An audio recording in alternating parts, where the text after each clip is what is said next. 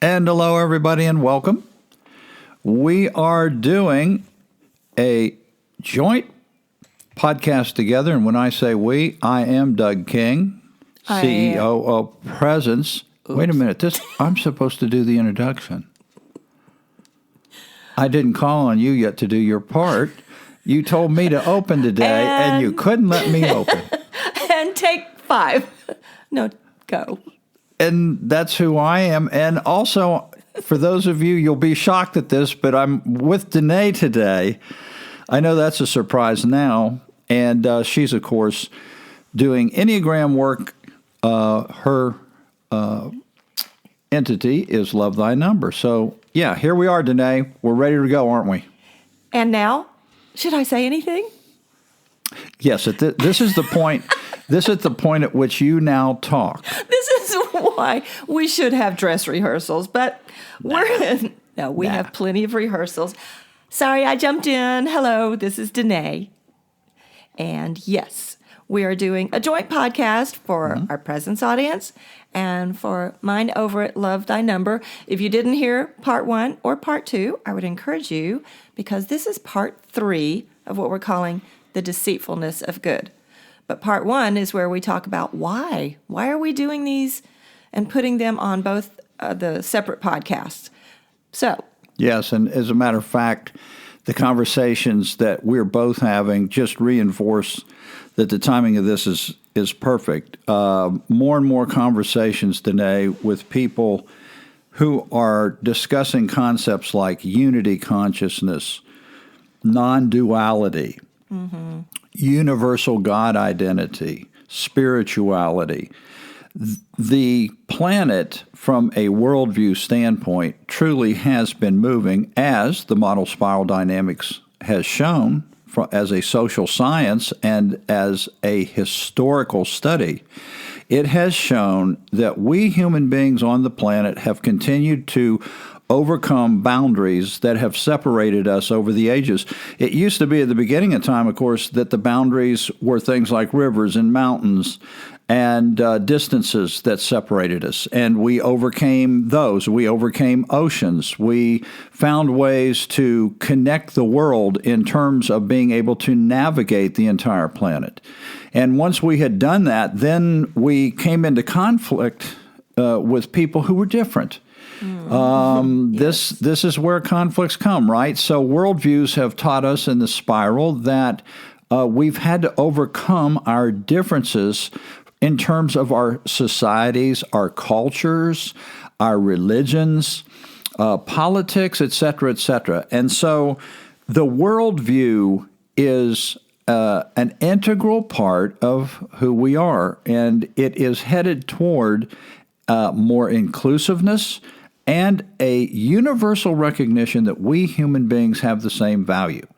So what has happened then is there have been tremendous changes and reinterpretations of what people believe and how they see things, and that continues to go on, sometimes not without pain, conflict, and chaos, but it is continuing today. And for those that are in presence, well, I'm not telling you anything new. You know that's what we study and talk about all the time, because we're talking from a worldview standpoint, and primarily, as you well know, Danae, we're talking about religions. So again, from an Enneagram standpoint, you can go to a relative's house for Thanksgiving and get into a huge religious argument. Well, that religious argument is not about whether you're a 5 or an 8 on the Enneagram. Right. It's a worldview conflict. The same is true with politics as well as religion. Those are worldview issues that have to do with collectives. Now, at that point, it will be extremely helpful to understand the way worldviews evolve and where other people are coming from and how to navigate those kinds of conversations. But before I turn this over to you, let me just, one final thing here. Oh, no, take your time. I'm knitting a scarf. Yes. No, I wondered what that was. Okay, so I'm finishing my chocolate cake. That's for our friend Dave. Yeah, exactly. So a flip of the script for the Presence audience.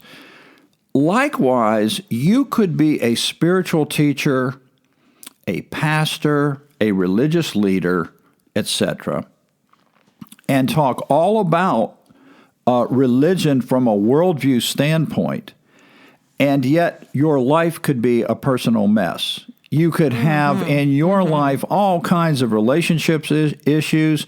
You could end up having dysfunctional qualities about yourself that even eventually hurt you or require that you can't be in your vocation or position anymore. So to flip the script on this, what I'm saying is that likewise, you can't just study worldviews and you can't just study the transformation of the ages and the transformation of worldviews without looking inside of the self, yourself. Absolutely. And that's where the Enneagram comes in.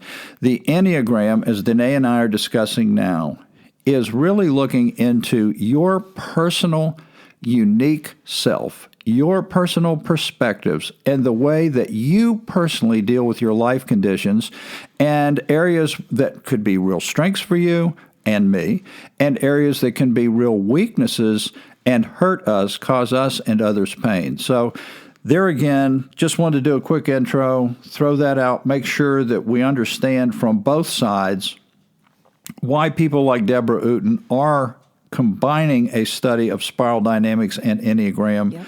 Because you've got to have them both to cross-reference and find out where you are on the map. So having said that, I'll turn it over to you. We're going to continue here with Deceitfulness of Good. Any comments you have on that, or dig in, or where do you want to go from here, baby? Well, I did want to pick up on one thing that you said. You said a lot of times it comes with pain and conflict or pain and suffering, I'm not sure, that moves us to the next growth spot, in our evolution. And it reminded me of a friend of mine who tore his ACL. And any of you athletes who have had a knee injury and know what that feels like, it is bad. So he had to have surgery, replace the ACL. And then there came the time where you had to go to therapy, to occupational therapy, to strengthen from the surgery to strengthen the new, where they were, I don't know really what the doctor terms are, but he had ACL surgery. Well, he got really kind of lazy and didn't go to all the therapy that he was supposed to. And what happened was the scar tissue just kind of built up and froze up. And he had to go back to the surgeon and they had to tear that scar tissue. And talk about pain. But what came from the recognition that, I really did need to do some work to strengthen this, was that the doctors had said, if you will exercise this and do what needs to be done, it will be even stronger than it was originally. Yes.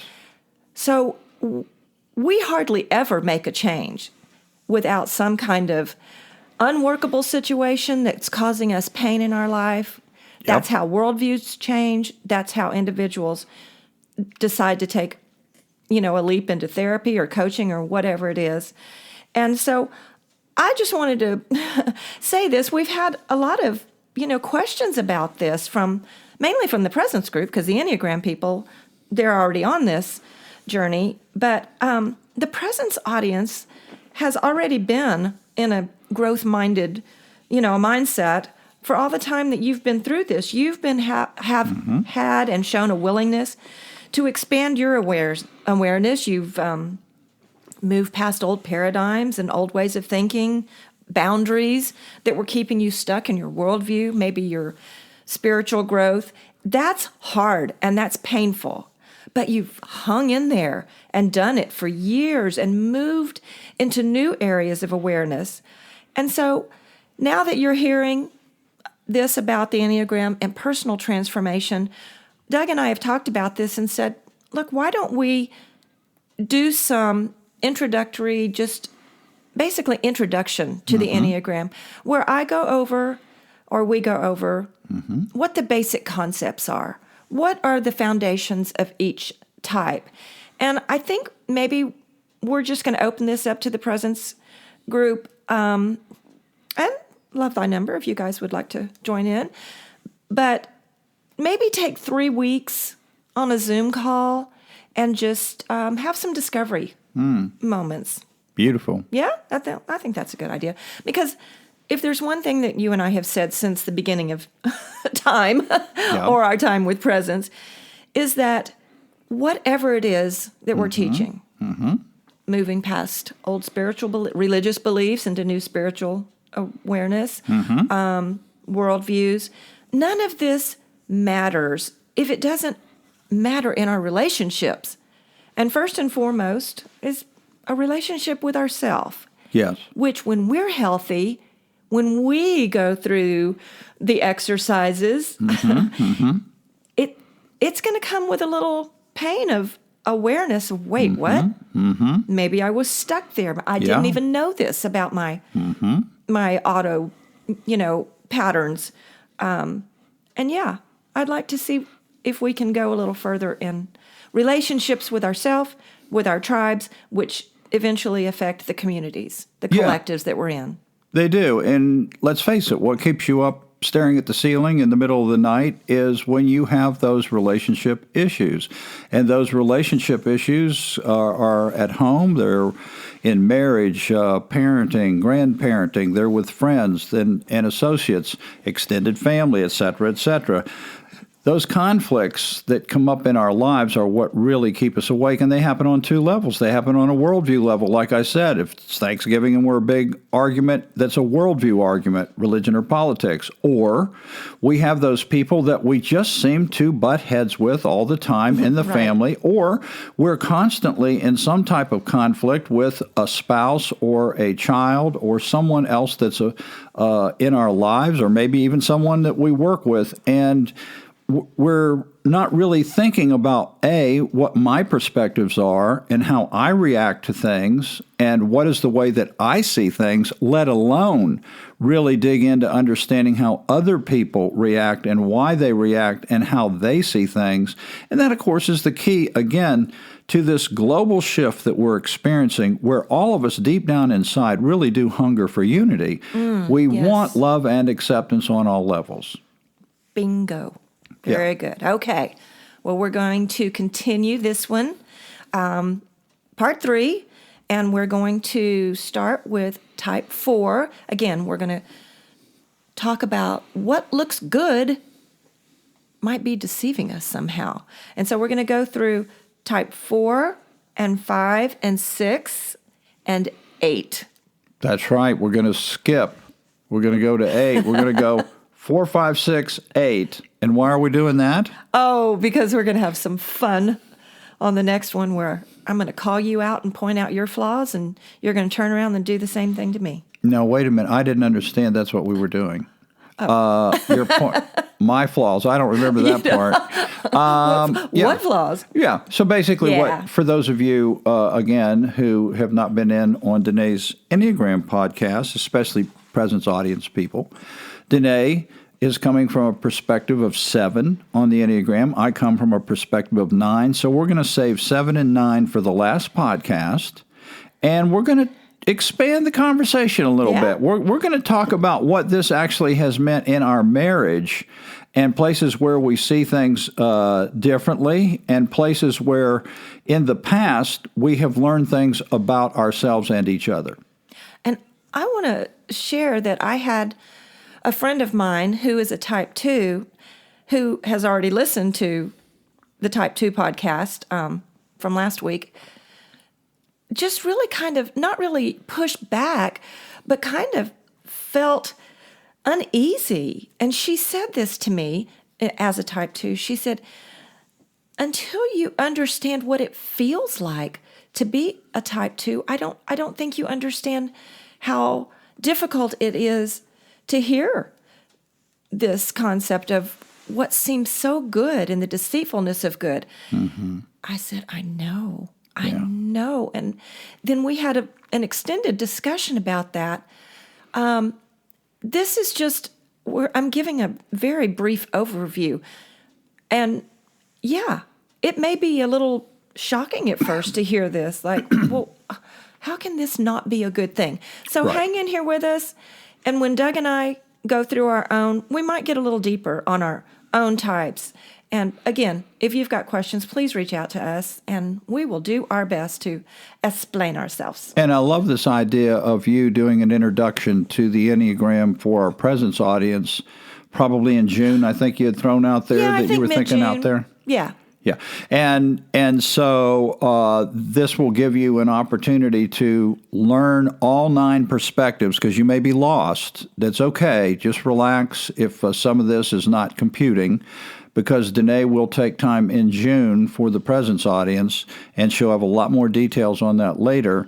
And then from there, you can also receive some guidance from Danae about how to go to deeper and deeper levels. That's where, for me, Danae, it really got fun, was when I got, the type is just an introduction to the Enneagram overall, and it introduced me to the elementary elements, and then but from there you can keep digging deeper and deeper, and the deeper I went, the more it was real eye-opening for me. So it's great stuff.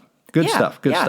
Uncomfortable at times. That's okay. That's okay. That's an indication of growth. Okay, so let's go ahead and talk about type 4. Who doesn't love a type 4? My goodness, so many times they're the ones who bring such beauty into this world. In the sphere of beauty, truth, and goodness, type 4s exist so often in that beauty sphere. So they're often called the individualist. But the passion, which we talked about earlier, passion just means the suffering. It's what is inside of us that causes us to suffer. So the passion of the type 4 is called envy. But this isn't like a jealousy. It's not the same as, oh, I like what you're wearing and I wish I had that. This is more of an internal sense of a lack of being whole, like something about themselves is inherently missing. And they tend to believe that everyone else has that missing thing. Well, they long for that missing thing, but they long for authenticity, which leads to a desire to be unique, because they actually believe they are unique because others have what they believe they are missing. So, type 4s are so in touch with the feeling of deficiency that they seek value in an idealized external experience, maybe through work or even through a relationship, or to express themselves through, like I said, through art and song and all the aesthetic things. That's not totally type 4s. Lots of types are very artistic, but type 4s see themselves in being unique in what they do. And so, okay, where does the deceitfulness of good come into this? Well, they want to be authentic. They are not going to sit around and chat about the weather or, shallow conversations for too long, because they have that desire to go deep, to be authentic, to be unique, to find what is missing, so they don't conform to the world as they might be in, just everybody else. Nope, they want to be authentic, but they resist knowing that there's nothing missing in them. That envy of, I want what you have because you have what's missing in me. So the desire to be authentic is a good thing. How everybody would love to be with somebody that you just know what you see is what you get. They are authentic. Yeah. But they become so identified with that image of being deficient that it becomes a never-ending loop of, I don't have what I need, so I'm gonna be uniquely authentic. And then the desire to do that just leads to more feeling of, I still am missing something. So when you resist knowing that you are whole, then you will continue in that loop of seeking outside of yourself. Right. Okay, so that's Yes. that's a brief one there. That one, all of them we could go into in great length. But let's move on. Type 5. Type 5's passion is called avarice. Now, in Enneagram language, again, I've said some of these words are interesting, but in Enneagram language, it's not a desire for obtaining money or possessions, but they want their resources. They hoard their time and their energy. And so type 5 is often called the investigator, which is a great thing. But the inward focus of this type 5 is focused on acquiring knowledge. And that doesn't seem to be a negative thing, right? Right. Right? Isn't it good? Sure. When you're talking to somebody, you want to know that they know what they're talking about. Absolutely. So to gain knowledge is not a bad thing. And to even be conservative with your time and your energy, that's not a bad thing either. But here's what happens. In that need to hoard your resources and your energy, they begin to resist connection. So they worry that if they share too much of themselves, they won't have enough left. They won't have enough energy. They won't have enough time. And so 5s are in that withdrawing stand. They tend to retreat inward in their mind. Yes. And so, again, it's this resisting connection. Mm-hmm. They're hoarding their time and their resources and their energy, and they're resisting connection with other people. So this, ultimately, it builds a wall between them and others. And so you're not going to see, 5s tend to be that they're not always quiet. I don't mean that. Right. But sometimes it's like you have to pull that connection out of them. So in addition, not only do they become detached from their relationships, they can become detached from their emotional self. Whereas the 4 is very much aware of their emotional self. Yes. The 5 is going the other direction. And so if I'm an investigator, I'll just use an example. This is certainly, this is the high-level view of all these. It's not going into great depth. But an example is someone, if I'm down here studying all the time, I'm the investigator, I can never know enough. I always have to have more books. I have to have more knowledge. I can never have enough knowledge. And I can find myself retreating into that space so that I become kind of like a study hermit. Yes. And in doing the thing that is good, which is investigating and trying to have more knowledge, I might not be doing things that are helping the health of my relationships, let alone my own emotional self. Bingo. You get a gold star today. All right. You're not even a type 5. Well, this is why I'm trying to summarize it from a novice. I'm coming at it from an amateur, from the presence people side, to just say this is kind of the way I see it. Yes. I love that. Thank you for jumping in there. Yeah. Okay. We're going to go on, and you must know that all the types are we all have this human, what we were talking about, it's the universal human identity, this divine identity. I am not at all trying to say that people that have this, it's a flaw. It's a flaw. No. What I'm trying to point out is we sometimes think what we're doing is so good, and to be able to step back and go, yeah, it is good to have knowledge. It's great to investigate. You want to know what you're talking about, but sometimes you have to come out of the basement. Right. Exactly. And connect with people. Sure. Yes. Right. Okay. Anything to an extreme is dangerous. All right, let me go to type 6. And boy, these people are often referred to as the Loyalist. And let me tell you, these are great people to have on your team because their passion. Now, this isn't why you want them. I'm saying you have to want them on your team is because their passion is fear. Which again is their suffering. It is their suffering. And so why I say it's good to have them on their on your team is because they are so great at anticipating what might go wrong. And let me tell you, if you're going to go on an outdoors adventure or even a long trip, they prepare for everything that might go wrong. So I'm not making this up. I have heard this from type 6 from their own mouth. It's like, I pack all the medicine, I pack all the Band-Aids, I prepare, my goodness, they probably were all Girl Scouts, but they prepare for what could go wrong. Yes. And they're always concerned that things could not only go wrong, but end up being a disaster. Oh, my gosh. They have lots of disaster scenarios. They can in their go minds. all the way to the end of a problem. Right.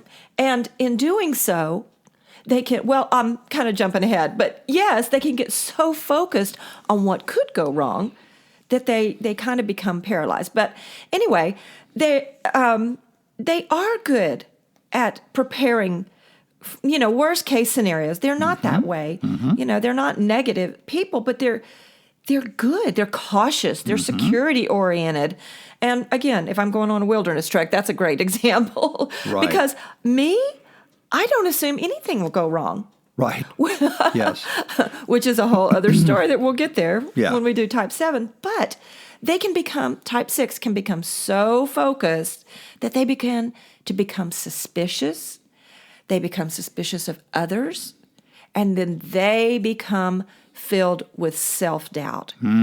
So what seems so good to prepare for what could go wrong can ultimately become very paralyzing. That fear of not wanting to be caught unaware. Yes. Yeah. Exactly.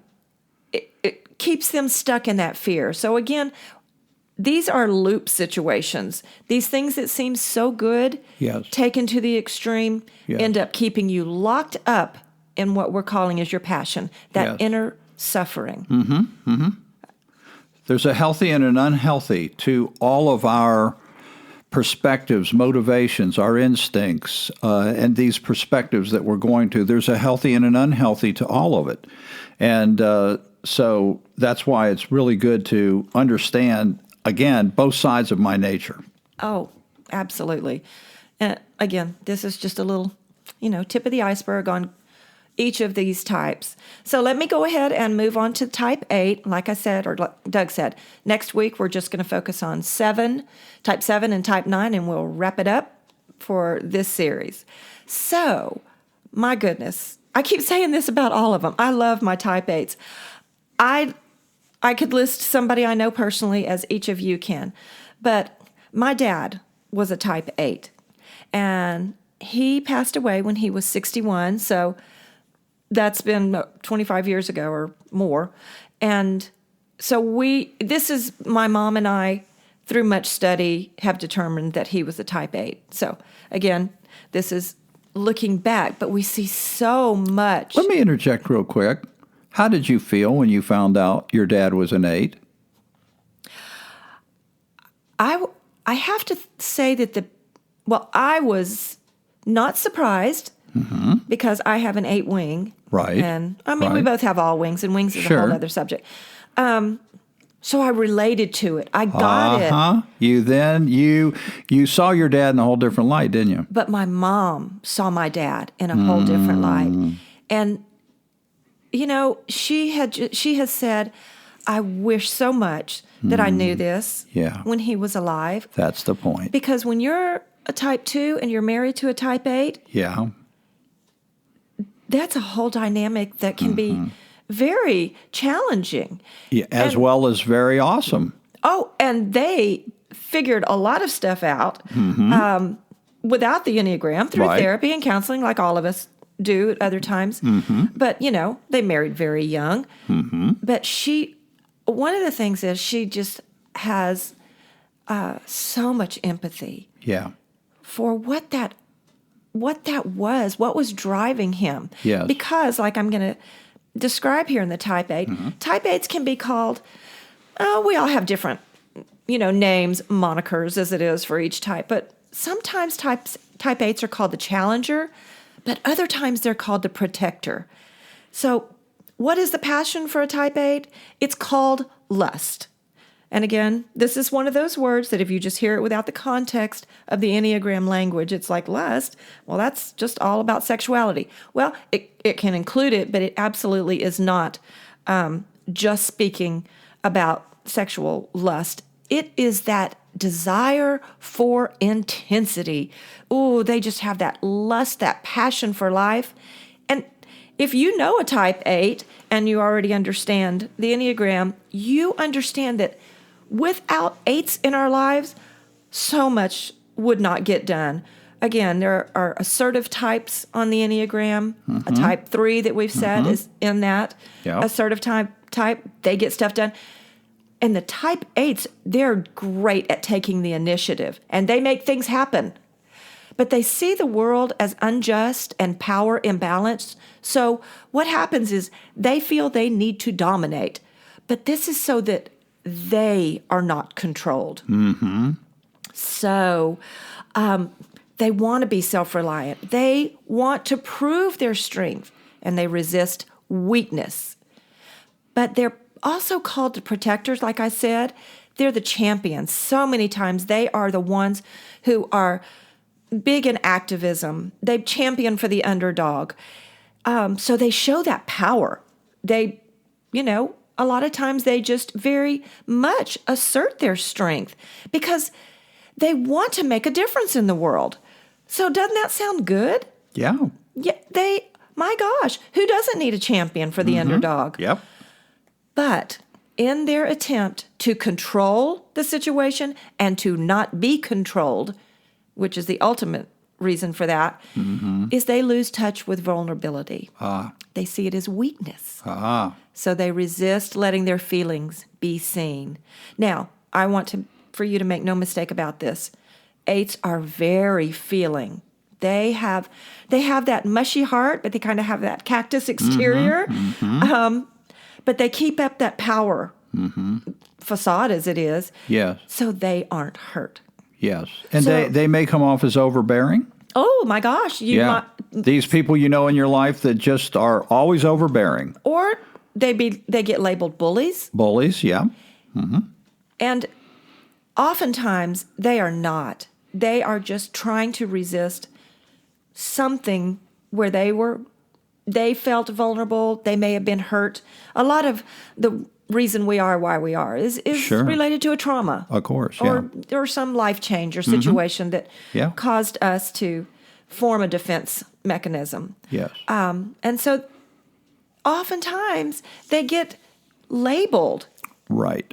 And it's not that they are power hungry all the time. They don't want to be hurt. Right. So that desire, that intensity, that passion that's called lust is really just covering up that where they're suffering inside of themselves of making sure that they don't get hurt. And once again, if you're unaware of that, as with every other number, it's what you're unaware of. The unconsciousness things are the things that are constantly creeping up in your life and manifesting situations that are unpleasant or harmful or hurtful, and you're not aware of what's happening. You're not even aware of the dynamic in your own life and in your own thinking and relating and so forth, because it is an unconscious desire and need until you go through and study, just like you do worldviews, until you understand the basis of it.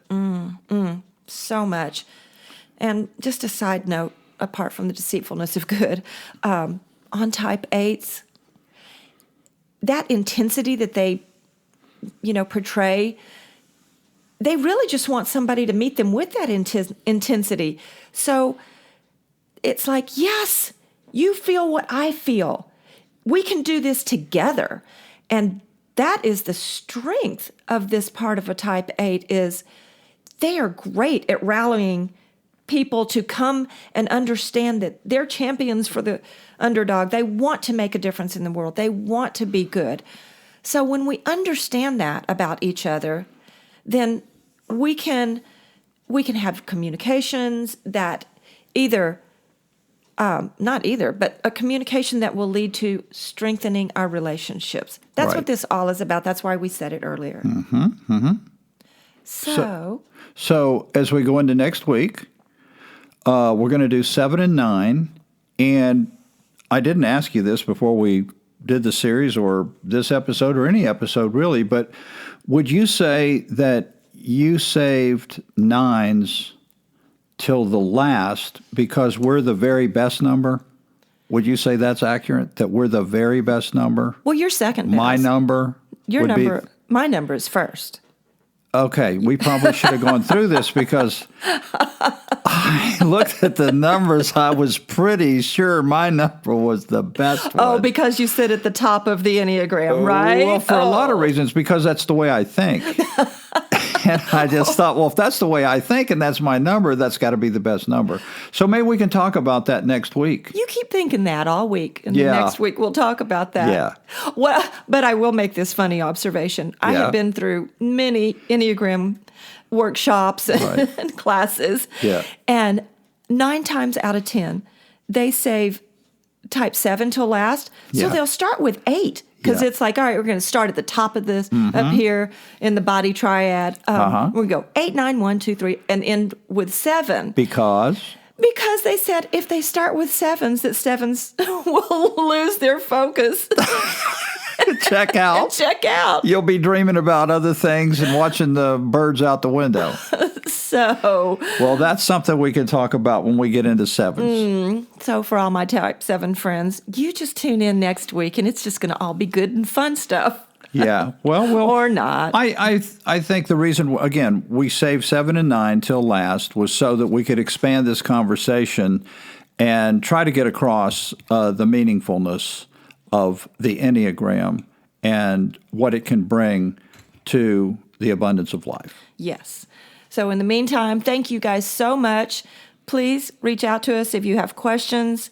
And in the meantime, I hope you love your number. And if you don't know your number, then we'll be sending information about that through the Presence newsletter. And we'll see what we can do about that. Thank you. Have a great week.